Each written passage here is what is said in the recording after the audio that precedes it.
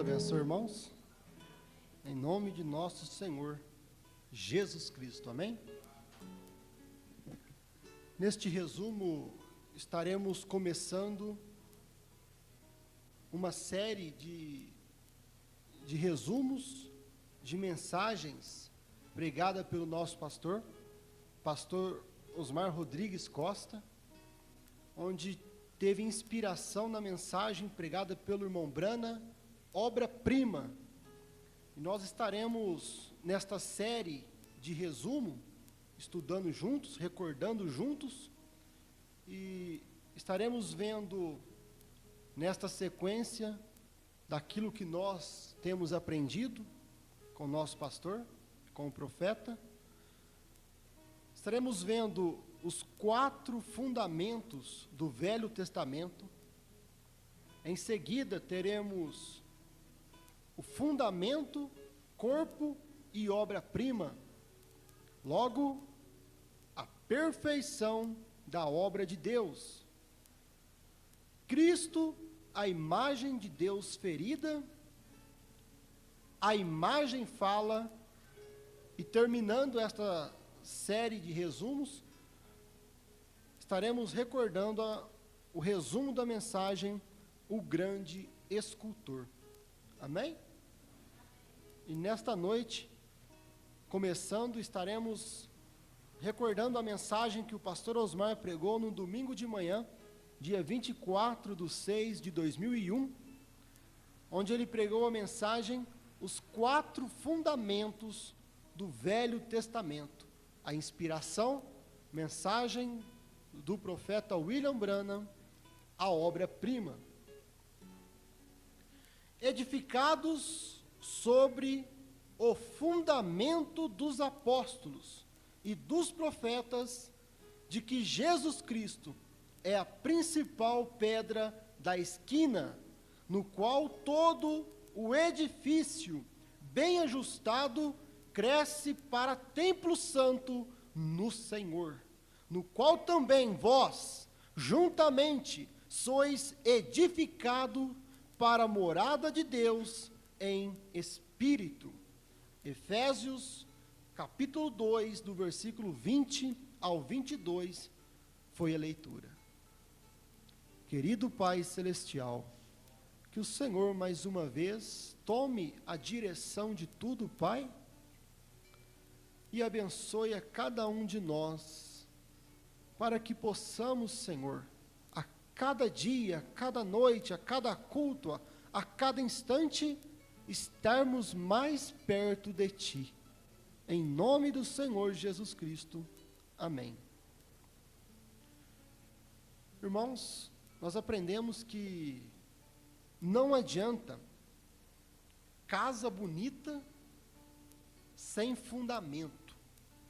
Aquela bela mansão, se ela não tiver fundamento, ela vai cair. Assim como nós vemos que não adianta você ter uma vida bonita, se você não tiver fundamento, e fundamento cristão, bíblico.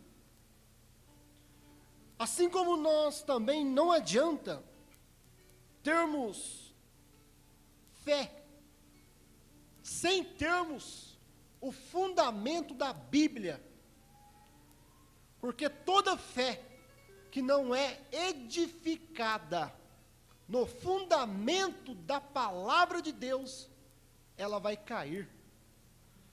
Agora, o Senhor Jesus disse, Mateus 7, que o homem tolo, ele constrói a sua casa na areia. Agora, se você notar, meu irmão, a casa não vai cair quando tiver aquele dia de sol. Aquele frescor da tarde, a casa não cai. Mas o Senhor Jesus diz, quando vier os rios, os ventos, as tempestades, então aquela casa vai cair, porque aquela casa não tem fundamento. É a mesma coisa quando você edifica sua fé na areia, isto é, em dogmas, em credos denominacionais. Denominação, você não pode ver outra coisa senão areia e areia movediça. Você sabe o que faz uma areia movediça? Ela te leva para baixo, te afunda. E é isso que uma denominação faz. Ela te leva para baixo, porque ela não tem fundamento. É uma areia. A casa cai. A pessoa só vai para baixo, somente separando a cada instante de Deus. E o que é uma denominação? É todo sistema que não está ligado à mensagem do dia. Todo sistema que você vê que não está ligado, influenciado com a mensagem da hora, a mensagem, a palavra de Deus, que cumpre no dia, aquilo se torna uma denominação. O diabo perverte aquilo. Agora, a Bíblia mostra que denominação é uma casa edificada na areia. Agora, pergunta para eles, para os denominacionais, se eles acham que aquilo que eles creem é areia movediça. Não, eles vão falar, não, Santíssima Trindade é uma rocha. Nossos dogmas, nossos credos é uma rocha. Por quê? O que é uma rocha? Uma rocha é algo que você pode construir sua casa. Como o Senhor Jesus disse, que o homem sábio edifica sua casa na rocha. Por quê? É algo que dá segurança. Agora, eles acham que batismo, falando Pai, Filho, Espírito Santo, isso aí é uma rocha. Por quê? Dá segurança para eles. Mas eles não sabem, porque são Laodiceia, que aquilo é areia movediça. Mas eles pensam que é uma rocha. Estão firmados naquilo. Estão seguros naquilo. Mas leia na sua casa, meu irmão, Deuteronômio, capítulo 32, o versículo 31 está escrito: porque a sua rocha não é como a nossa rocha. A rocha que eles põem segurança não é como a rocha inabalável da palavra de Deus. Deus diz, Deus é a verdadeira rocha em que nós temos que colocar nossa fé, edificarmos a nossa vida espiritual. É na palavra de Deus, é na Bíblia Sagrada, nada mais além disto. Eles pensam que é rocha. Eu estou firmado na Santíssima Trindade. Eles quase me bateram no centro esses dias. Você lá do tabernáculo ali, eles estão firmados nisto. Mas a sua rocha denominacional não é como a nossa rocha. O Senhor Jesus Cristo, rocha é revelação. A nossa rocha é Cristo, a principal pedra da esquina. Não adianta casamento bonito, belo, aquele belo casal de jovens. Não adianta um casamento sem princípios cristãos, sem fundamento bíblico. Nós aprendemos que este casamento que não tem fundamento da Bíblia, princípios cristãos, por mais belo que seja, por melhor monetariamente que for, aquilo vai ter divórcio, vai cair, porque não tem fundamento. É como a grande prostituta que subiu do abismo, porque ela não tem fundamento, ela sobe do abismo, é uma areia movediça. Quanto mais você tenta firmar naquilo, você só vai para baixo. E a nossa fé não é para ir para baixo, a nossa fé é para subir no arrebatamento. A denominação te leva para baixo. Eu não quero falar para onde vai dar. Agora, nós aprendemos na mensagem obra-prima 161. Agora observe, toda obra-prima é colocada no fundamento de escultura.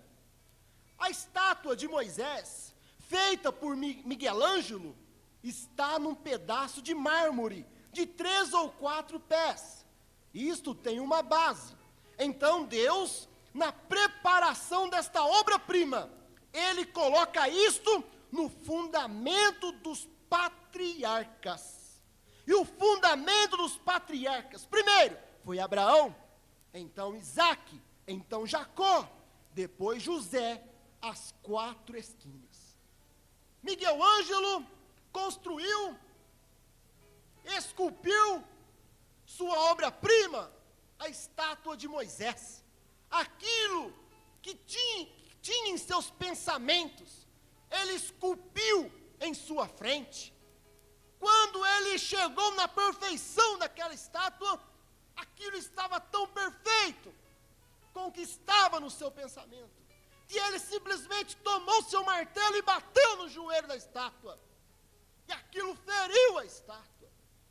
E dali saiu a obra-prima de Miguel Ângelo, conhecida por todo mundo, aquela estátua ferida.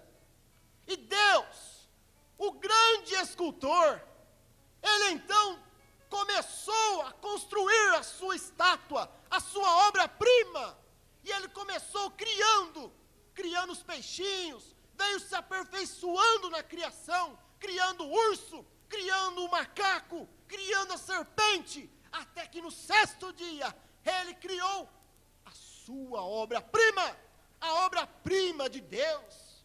Ali no jardim do Éden, estava Adão, a obra-prima de Deus, a obra perfeita de Deus. Mas Adão estava só, e não era bom que Adão estivesse só.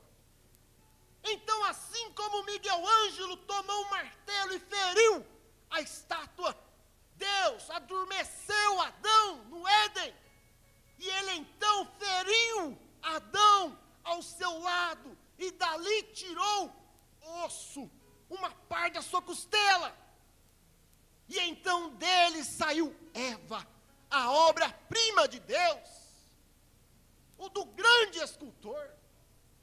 Mas Satanás veio e derrubou aquela obra-prima com o pecado. Com o pecado, Satanás fez aquela obra-prima cair no chão. Mas a palavra de Deus diz: aquele que começou em vós a boa obra, há de aperfeiçoá-la até o dia de Jesus Cristo. Satanás derrubou a obra-prima, Satanás derrubou o primeiro Adão, mas Deus não é derrotado.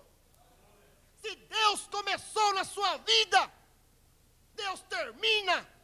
O diabo pode vir passar uma rasteira em mim, passar uma rasteira em você, fazermos nós cairmos. O diabo fez Adão cair no Éden, a obra-prima cair, mas Deus não deixou a coisa quieta, não. Você tem que ver que Deus não deixa a coisa quieta na sua vida, meu irmão.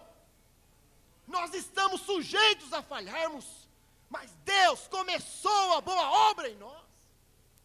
Deus pega e te levanta de novo,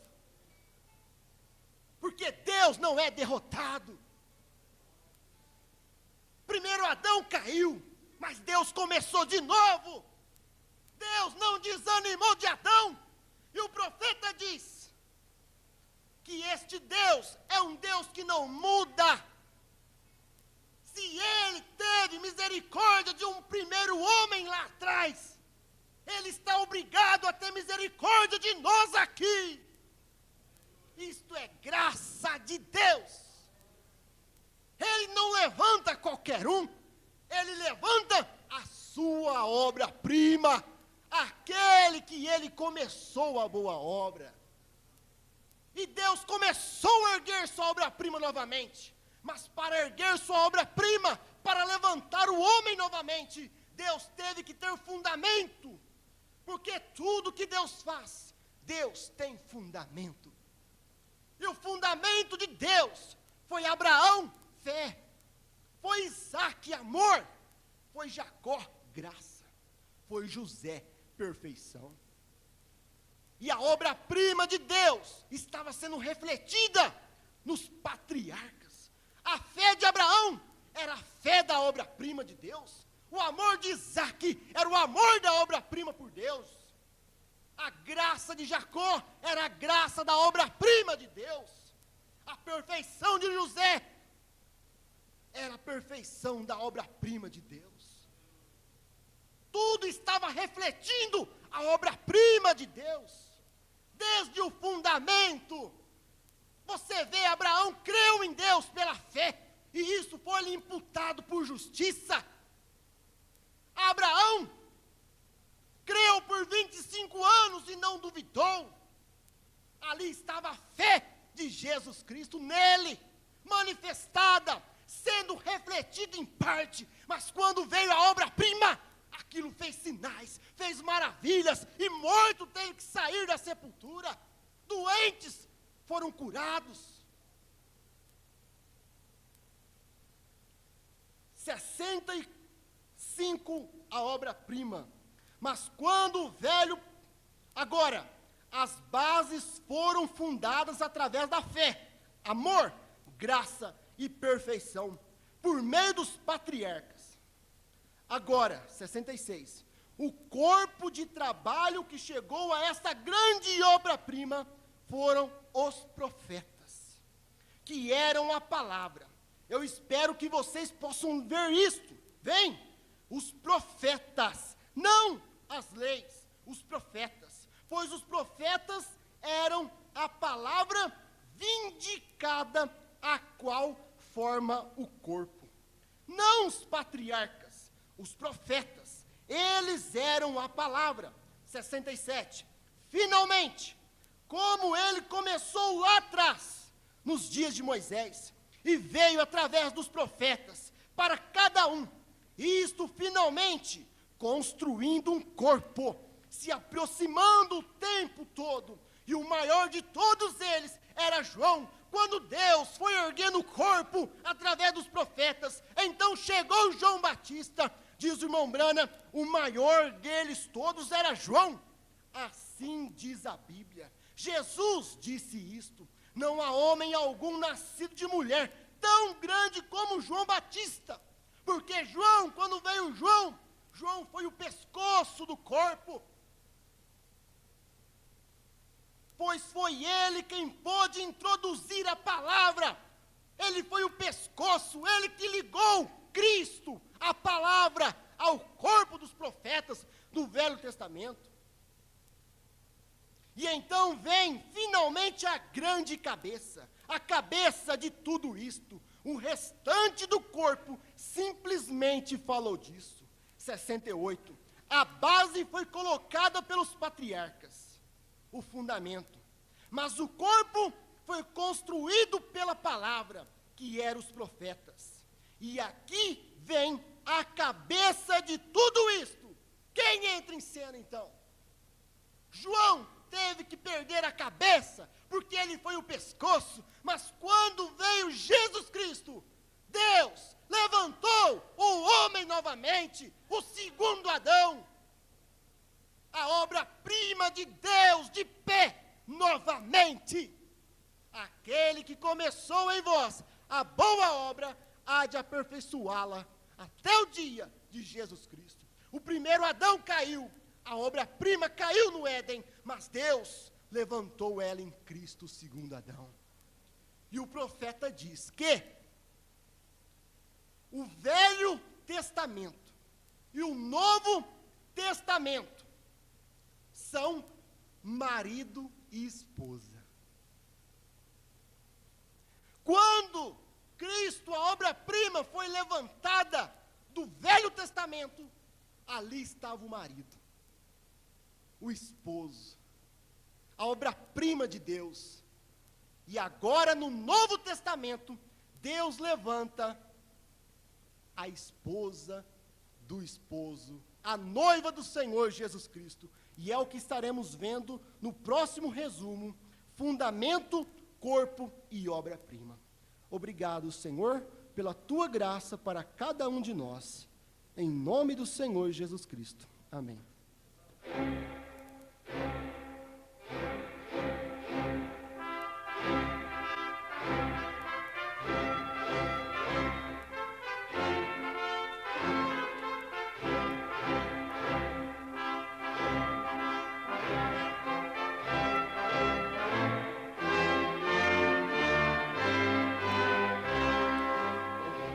Deus abençoe, irmãos.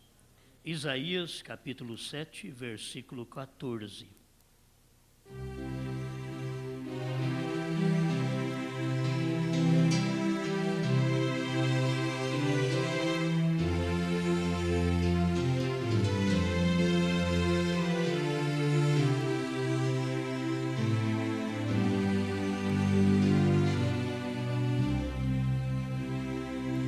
Portanto, o mesmo Senhor vos dará um sinal. Eis que uma virgem conceberá e dará à luz um filho, e será o seu nome Emanuel.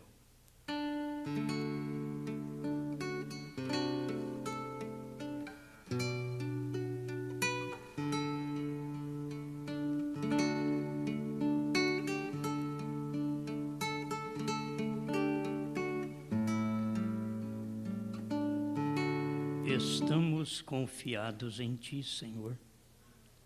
O homem não pode fazer nada de si mesmo, senão aquilo que ver o Senhor fazer.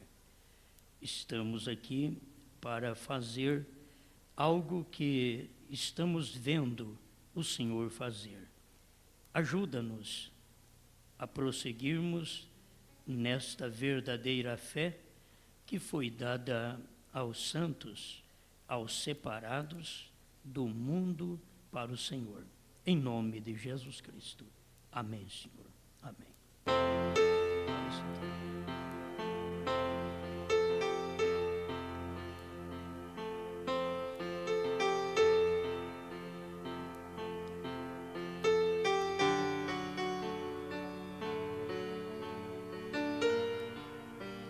Onde Deus escolheu habitar?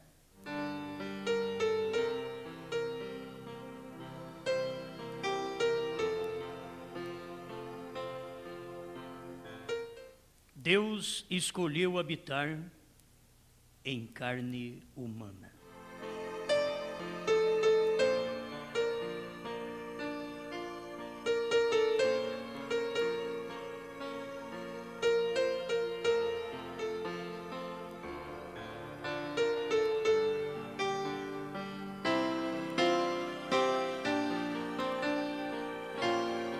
A experiência do homem, ele crê que está acima de tudo e ele crê que sempre é um sinal, um super sinal.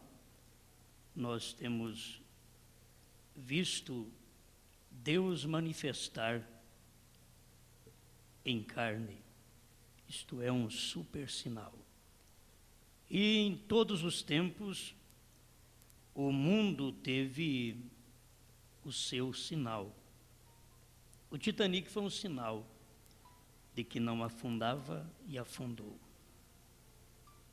Hitler foi um sinal para a Alemanha de uma grande coisa, de um grande personagem, e chegou a um fim desastroso. Cada homem que tem levantado tem sido um sinal para o mundo. Os partidos políticos, se tem alguma coisa boa, se fazem alguma coisa, eles esperam que seja um sinal para toda a nação. E cada um, no seu final, decepciona o ser humano. Mas vamos comentar sobre um super sinal. Deus habitando em carne. Eu senti muito bem quando eu li isto. Deus escolheu. Não é questão do homem querer. Foi Deus quem escolheu habitar em carne humana. Então tem muitas coisas que o homem quer fazer para Deus, mas Deus já escolheu o jeito, o método, a forma. E Deus não aceita opinião. Deus não muda. Ele vai continuar desta forma. Ele escolheu. No parágrafo 109, o supersinal, o profeta diz: Ele escolheu habitar em carne humana. Essa foi a escolha de Deus. Até que cheguemos lá, vamos caminhar vendo esta maravilha do sinal, porque o mesmo Senhor vos dará um sinal. O sinal de Deus sempre é difícil para o homem entender, é tão simples. Uma virgem conceberá, mas é tão complicado para o homem entender como uma virgem vai conceber sem relações humanas. Como pode acontecer? Deus falou e ele cumpriu. Isto era um super sinal. Aquele dia era o super sinal de Deus para o povo. Parágrafo 82, vou ler tudo hoje da mensagem no super sinal. Ele simplesmente tomou emprestado o ventre da mulher, da mesma forma que ele toma emprestado este corpo para dele pregar o Evangelho. E da mesma forma que ele toma emprestado o seu corpo para fazer a obra que ele deseja fazer através de você, porque ele continua sendo o Emanuel, um sinal. Se Deus tem uma obra para ser feita através de mim e de você, Deus vai fazer esta obra. Seja gerar filhos, seja criar filhos, seja um pregador, seja um ouvinte. Se Deus viu isto, Ele vai fazer isso de mim e de você. Ele continua sendo Emanuel. Hoje, Ele ainda é Emanuel, Deus conosco. Ele é Emanuel. E é difícil você entender o que é Emanuel. Emanuel, Deus conosco. Mas como? Em espírito? Não, Deus conosco, em carne. Isto é o que Deus escolheu para manifestar. Foi vir em carne humana. É o método divino. Deus com o seu povo. Deus vivendo no meio do seu povo. O super sinal eterno. Isto nunca pode falhar. Isto sempre será o sinal. Quando eu leio sobre o sinal eterno, eu lembro da montanha. Eu te darei um sinal eterno. Irmão Brana olhou para o lado da montanha e disse para Deus: eu não vejo nenhum sinal. E foi quando Deus perguntou para ele: quantos picos tem o monte? Irmão Brana disse: tem 7. Quantas letras tem seu nome? 7. Marion Brana. Tudo tem 7. William, Marion, Brana. Tudo tem 7. E Deus tinha dito para ele: eu te darei um sinal eterno. Deus não parou de manifestar em carne. Se o sinal eterno do tempo do irmão Brana estava relacionado com a pessoa dele, porque o nome está relacionado com a pessoa, e o sinal estava relacionado com o nome.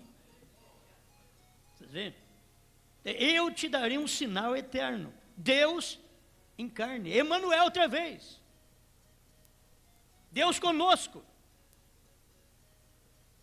Agora Deus está em mim, está em você. Deus na igreja. É Emanuel outra vez. Deus lavando roupa. Deus passando roupa. Deus na cozinha. Deus na carpintaria. Deus pespontando. Deus montando sapato. O que você pensa disso? Isso é Deus conosco. Você não dá o devido valor como Deus te valoriza. Deus quer que nós creiamos nisto, que Ele está em nós, porque é o que Deus escolheu. Ele escolheu como um sinal eterno. Ele escolheu viver na carne humana. Este é um sinal. Parágrafo 89, eu gostei do 88 para me completar com 89 e o 90 e 91. Um super sinal. Quem era ele? Então ele disse: Abraão, onde está sua esposa Sara? Isto o atingiu. Isto atingiu Abraão. Quando ele ouviu aquela voz falando com ele: onde está sua esposa Sara? Deus prefigurado em Cristo feito carne. Deus prefigurado, aquele que falava com Abraão na tenda, era Deus prefigurado em Cristo feito carne. Não era uma teofania, era feito carne. Certo? Preste bem atenção aqui, ó. Disse: ela está na tenda atrás de ti. Sara riu. E ele disse: por que Sara riu? Eu creio que aquilo deveria abalar o pobre coraçãozinho de Sara. Quando ela ouviu aquele homem atrás da tenda dizer: por que Sara riu? Sara podia dizer: mas ele não está me vendo, como que ele sabe que eu ri? Quando Emanuel veio através do ventre de uma mulher, ao invés de aparecer como uma teofania, Deus veio em carne. Deus veio através do ventre de uma mulher, ao invés de aparecer como uma teofania, porque como teofania, ele podia aparecer, desaparecer e ninguém matava ele. Ele não morre, não teria de morrer, porque seria uma teofania. Mas Deus, Emanuel, veio através do ventre de uma mulher, ao invés de aparecer como uma teofania, ele disse, presta atenção: como foi nos dias de Ló, assim também será na vinda do Filho do Homem. Irmão Branham liga as duas coisas. Quando Deus veio em carne, não era uma teofania, era um homem. Deus em Cristo era um homem. Ele liga já direto e disse: como foi nos dias de Ló, assim também será na vinda do Filho do Homem. Deus em um homem, novamente. Foi isso que Deus escolheu. Onde Deus escolheu habitar? No homem. Por isso, quando Maria diz: eis aqui a serva do Senhor, cumpra em mim segundo a tua palavra. É isso que Deus quer de nós, que entendamos que Ele quer manifestar através do nosso corpo. Ele, a semente no interior da fruta. Entendeu? Ele, a semente no interior de Maria. Maria era a casca, mas Jesus era a fruta, a semente no interior da fruta, melhor. Jesus era a semente, Maria a casca. É isso que Deus é em mim e em você. Eu sou a casca, mas Ele, a palavra, Cristo, é a semente aqui dentro. Você pode ver Deus aí? Onde Deus escolheu habitar? Deus em Cristo. Agora, meus irmãos, conforme 1 Timóteo 3,16, que é uma escritura conhecida, mas olha como isso daqui tem uma luz tremenda. E sem dúvida alguma, grande é o mistério da piedade, que é o super sinal, mistério da piedade. Aquele que se manifestou em carne, foi justificado em espírito, visto dos anjos, pregado aos gentios, crido no mundo e recebido acima na glória. Deixa eu tocar só num ponto que eu senti bem, que eu gostei, como tudo é bom, mas esse daqui para mim foi novo. Quando Deus se fez carne, os anjos olharam para baixo e viram. O profeta diz que os anjos do corrimão do céu deu uma olhada e viu Deus em carne, Deus num homem. E os anjos mesmo podiam dizer: nós o adoramos, nós louvamos, nós gritamos, santo, santo, santo é o Senhor.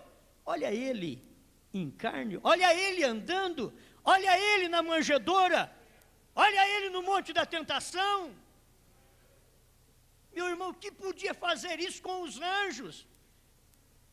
Por isso o historiador diz que quando Cristo estava no Calvário, naqueles arbustos perto do Calvário, estava cheio de anjos olhando para o Calvário e dizendo: faça-nos um aceno e nós desceremos aí e mudaremos essa cena, porque nós te vimos, nós sabemos quem tu és. Os anjos podiam olhar e dizer: nós te conhecemos. Como tu podes deixar esses homens te bater? Como tu podes deixar esses homens te criticar, te zombar? Dá-nos um aceno. E Jesus nem olhou. E os anjos são tão obedientes que ficaram aprisionados no dever. Se Deus não manda, se Deus não olha, eles não se movem. Deus, faça-me entender o seu olhar. Nós estamos num tempo que ninguém entende o olhar de ninguém. Só entende o olhar de cobiça, olhar de adultério, olhar sensual. Isso se entende. De primeiro filhos entendia o olhar do pai, da mãe. Chegava visita, os pais olhavam nos meninos, eles limpavam dali de perto das visitas. Hoje você fica zarolho.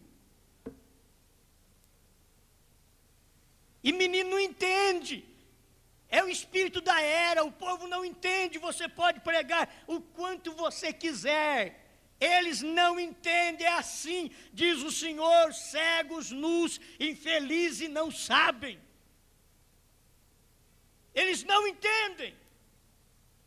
E os anjos, quando deu uma olhada, olha o parágrafo 90, o seu finalzinho. Os anjos se levantaram para olhar para Deus. Quando eles, uma vez, balançavam seus cetros diante dele, clamando: santo, santo, santo. Quando ele estava sentado ali em cima, numa coluna de fogo, e as glórias do céu. E quando ele se fez homem, os anjos vieram e olharam para vê-lo, Jeová, feito carne. Seguramente, sem dúvida alguma, grande é o mistério da piedade. Se há um lugar que tem mistério, é numa carne humana. Deus em carne, grande é o mistério da piedade. Mistério da Trindade não existe, meu irmão. Você diz: oh, mas o mistério da Trindade é grande. Me mostra uma escritura e eu calo a boca. Mas grande é o mistério da piedade, que é Deus se fazendo carne. Mistério da Trindade, um saiu do outro e são pessoas distintas, não existe isso na Bíblia. Mas o grande é o mistério da piedade, aquele que se manifestou em carne. Aleluia. Foi justificado em espírito, visto pelos anjos. Eu marquei aqui. E Anás o viu? Os anjos olharam do céu e viram. Era Deus na manjedoura. Ninguém mais viu. Só os pastores. Para encontrá-lo na manjedoura. Era Deus com 12 anos. Um adolescente que não vivia dando trabalho para papai e mamãe. E como José e Maria estavam o criando, porque ele não era semente de José nem semente de Maria. Ele era semente de Deus. Maria apenas concebeu a semente de Deus. O Espírito Santo fez sombra sobre ela e ela se engravidou, sem sensação, sem emoção sexual. Senão precisaria de um óvulo de Maria para sentir a sensação sexual, para descer no tubo. encaixaram genes. Mas isso não aconteceu. Maria, sem sensação alguma, ela diz: não conheço varão algum. A virtude do Altíssimo te cobrirá. Você não tem que pular, não tem que gritar. Esse é o mistério. Quando Deus vem, é em silêncio, é Deus numa carne. Era Deus dentro de Maria. Maria não era uma deusa, mas ela era um corpo próprio para Deus vir. Assim tem que ser a igreja. A igreja não é Deus, mas ela tem que ter um corpo próprio para Deus vir. Eu não sou Deus, mas tem que ter um corpo próprio para Deus vir. A semente vem. Salve a agraciada. E quando ele se fez homem, os anjos vieram e olharam para vê-lo, Jeová feito carne. Seguramente, sem dúvida alguma, grande é o mistério da piedade. Eu te darei um sinal eterno.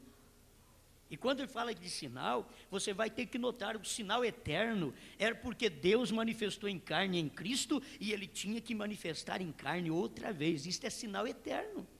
Deus quer viver na carne do homem a eternidade. Deus no homem é a eternidade.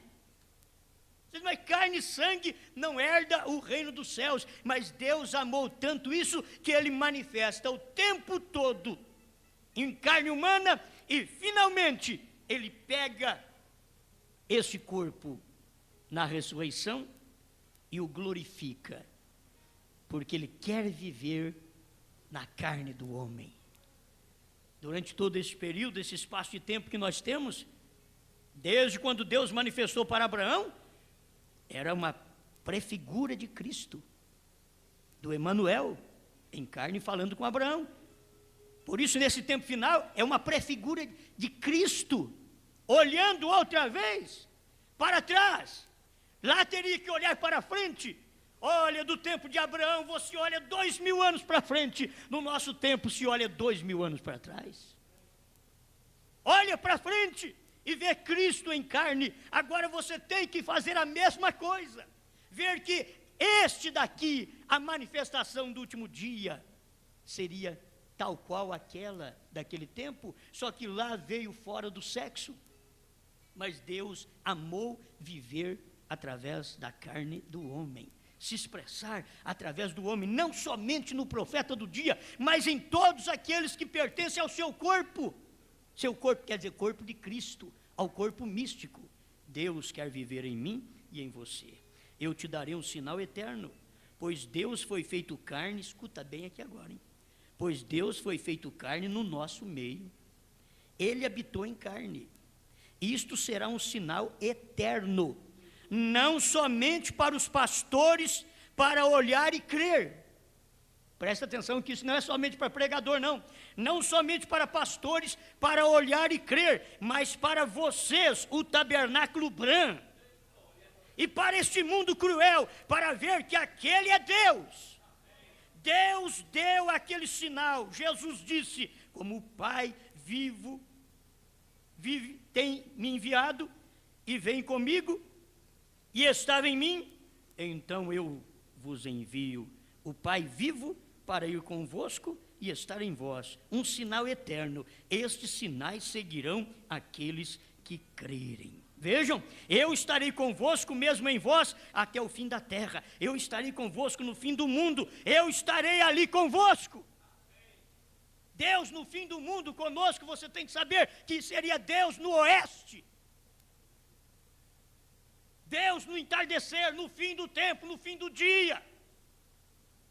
Foi no entardecer, houve luz, onde Deus se manifestou. Parágrafo 101. É outra segurança. E 102. Olha para você ver que beleza. É melhor vocês colocarem o seu pensamento para funcionar agora. Abrir os seus corações. Peçam a Deus para revelar isto para vocês, o que eu estou me preparando para dizer. Precisa de uma revelação. Ele está dizendo aqui, peçam a Deus. Se você não entende o sinal do Filho do Homem, do Emanuel nesse tempo final, peça a Deus para Ele revelar isso para você, o que eu estou me preparando para dizer. super sinal. Quando ele veio, ele cumpriu o que os profetas disseram. Escuta, e quando ele vier, por que ele falava assim? E quando ele vier, porque estava em 59, e o ministério ainda do Emanuel, o ministério do Emanuel não havia iniciado na terra, mas ele estava na terra, mas o ministério não tinha começado ainda. E por não ter começado aquele ministério no homem, então ele diz, e quando ele vier nos últimos dias, nas chuvas tardias de Deus, quando ambas as chuvas temporã e a serôdia forem derramadas. Ele fala das duas chuvas derramadas ao mesmo tempo. A chuva serôdia, que é a temporã, e a tardia. Gente, e logo ele vai mostrar para nós em outras mensagens que a chuva tardia é a de fé para o rapto. Quer dizer, a revelação dos trovões, a revelação dos 7 selos. Essas duas chuvas tinham que vir juntas, e não vinham chuva através de mim. Eu não trago nenhuma chuva, a chuva já veio. O que você acha da chuva que já veio, a temporã e a tardia, que é a serôdia e a tardia? O que você acha? Essas chuvas vão vir? Não, já vieram. E elas vieram juntas, porque uniu o ministério do profeta do último dia com aquela chuva temporã que começou entre os pentecostais, naquela mensagem que vinha entre os pentecostais. Aquilo era uma chuva temporã, e entrava a tardia junto, que é a mensagem do irmão Brana. Entrava a tardia junto. Aquilo, irmão, aplica tudo isso a uma mensagem gostosa que veio naquele período final pentecostal, onde o irmão Brana veio, nasceu dentro de Laodiceia, para que pudesse ter as duas chuvas, uma chuva antes e uma depois. Ele teve essa chuva serôdia, que é a temporã, antes dos selos, e a chuva dos selos. Você vai ver a chuva das eras, foi uma chuva temporã. A chuva das eras, quando começou aquela chuva cair de ensinamento sobre o povo, sobre as eras da igreja, sobre as 70 semanas. Quando você vê isso acontecendo, pondo-nos ao lado de Jesus, ele ensinando, isso daí é uma chuva temporã, descendo e se misturando com a tardia. Essa chuva temporã tomou conta daquela mensagem, senhores, é esse o tempo. Ela estava tão misturada ali, a temporã e a tardia, que logo chegou a mensagem da revelação dos 7 selos, da abertura dos 7 selos, foi a chuva tardia. Fé para o rapto está na mensagem da chuva tardia. É a temporã e a tardia juntas. Você vai ter que ver, porque tem que haver uma conjuminação destas duas chuvas. A temporã e a tardia, trazendo as duas mensagens para nós. Uma mensagem antes dos selos e uma mensagem dos selos.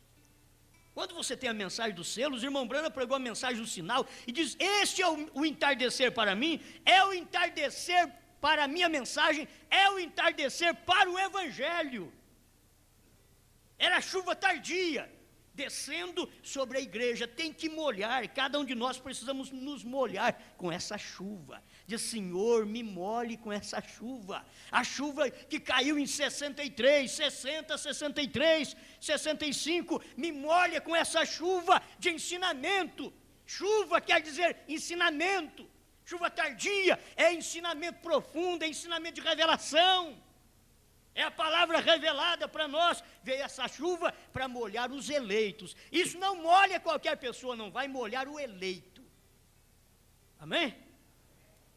Como eu gosto disso. E quando ele vier nos últimos dias, as chuvas tardias de Deus, quando ambas as chuvas temporã e a serôdia forem derramadas, ele virá exatamente da maneira que foi profetizado dele. Haverá luz no entardecer. O que tinha que acontecer?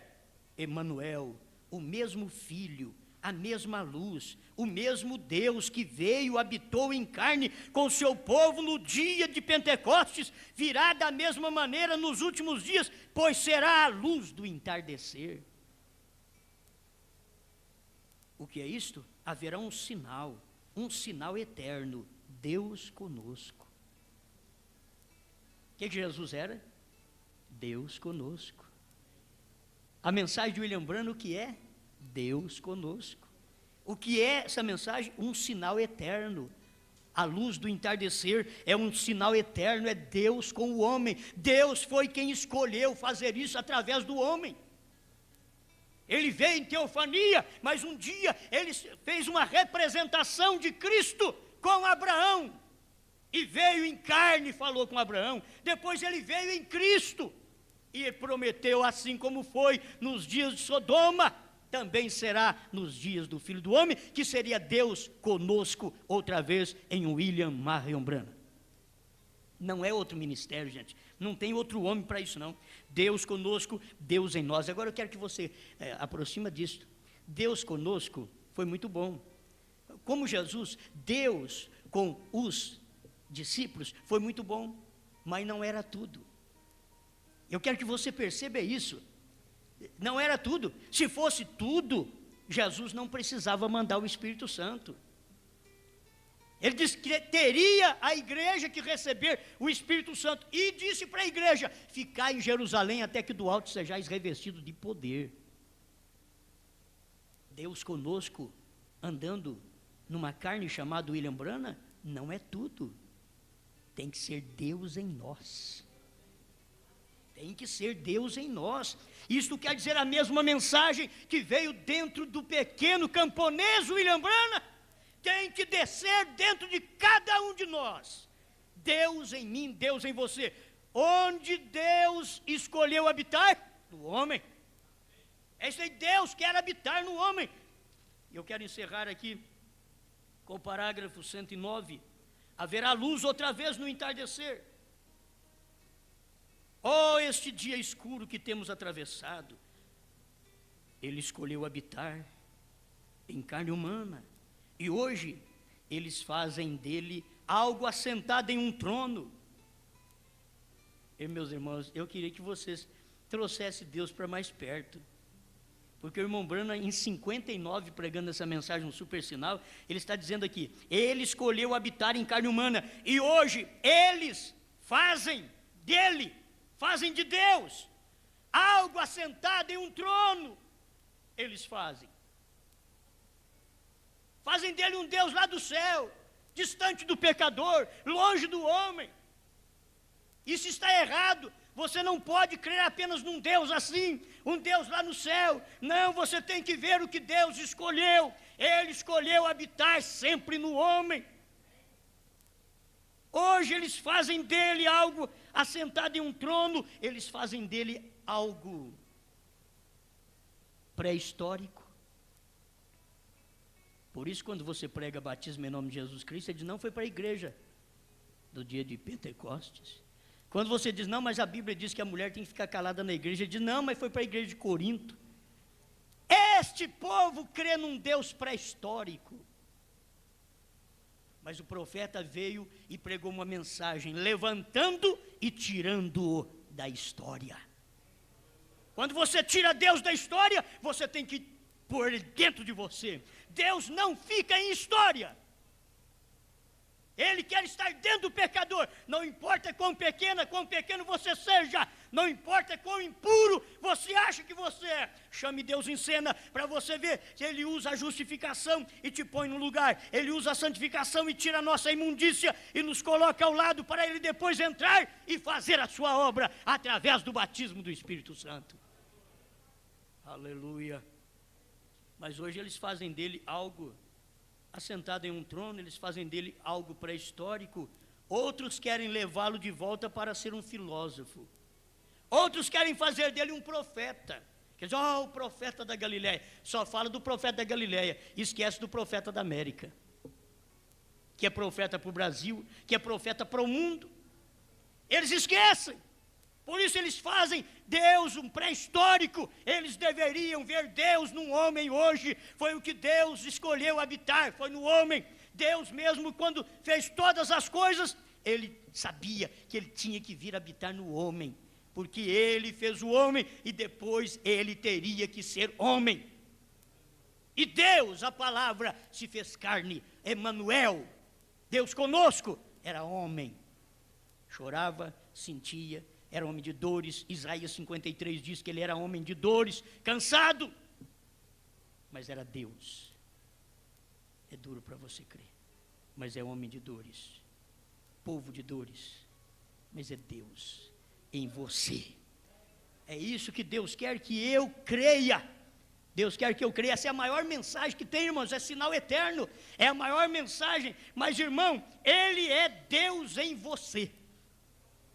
Você não tem que crer num Deus pré-histórico, um Deus que foi e que não é, um Deus que deu uma palavra para a igreja primitiva e que hoje a palavra dele não vale mais. Não, este é o mesmo Deus nosso. Ele falou lá, ele fala aqui. E ele tem revelado sua palavra como ele prometeu, que naqueles dias ele não podia revelar. Ele diz, mas nos dias da voz do sétimo anjo, eu abrirei essa escritura para vocês.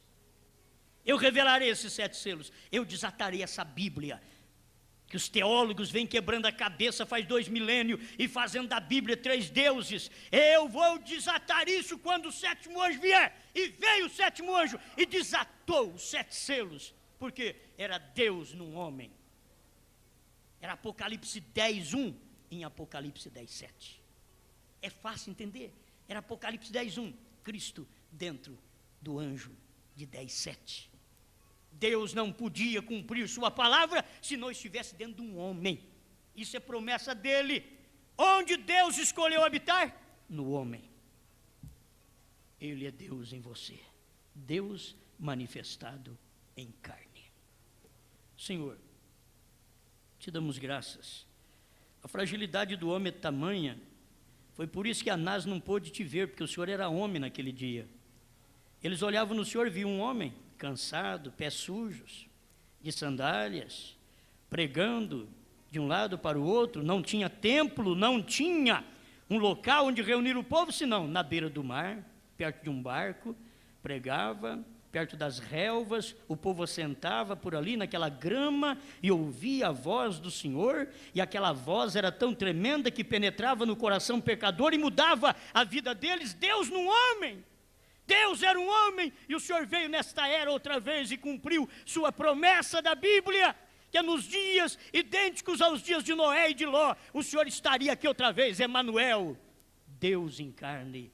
Obrigado por tudo isso, por esta manifestação que o Senhor faz agora na minha irmã, no meu irmão. Deus em nós, a esperança da glória. Amém, Senhor. Amém.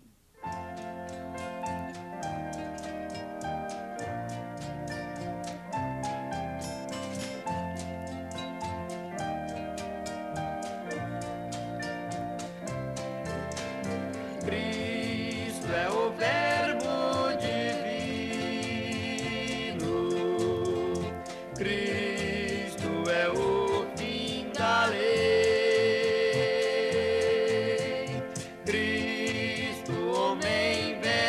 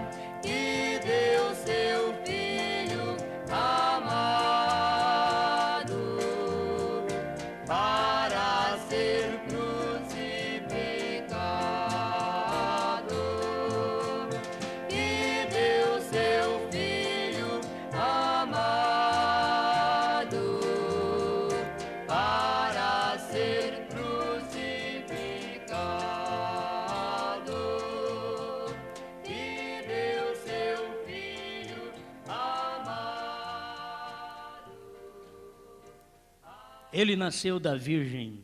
Deus não pode nascer de uma prostituta. Você tem que ser virgem. O que é isso? Nascer de uma virgem. É aqueles que não são tocados por pensamentos nem por dogmas denominacionais. Todos que são tocados pelas denominações são deflorados. Todos que são tocados por uma denominação não é virgem. Por isso, não deixamos uma denominação poluir e romper o véu da santidade nossa. A nossa santidade, ela é própria de Deus. Assim como a moça não deve deixar outro rapaz, senão o seu marido, romper aquele ímen, assim também o é a igreja. Ninguém pode romper a santidade da igreja, senão o próprio Cristo, porque ela é dele. Amém. Amém. Deus abençoe, irmãos, vamos em paz. Deus abençoe nossos ouvintes por toda a parte franca e toda a região.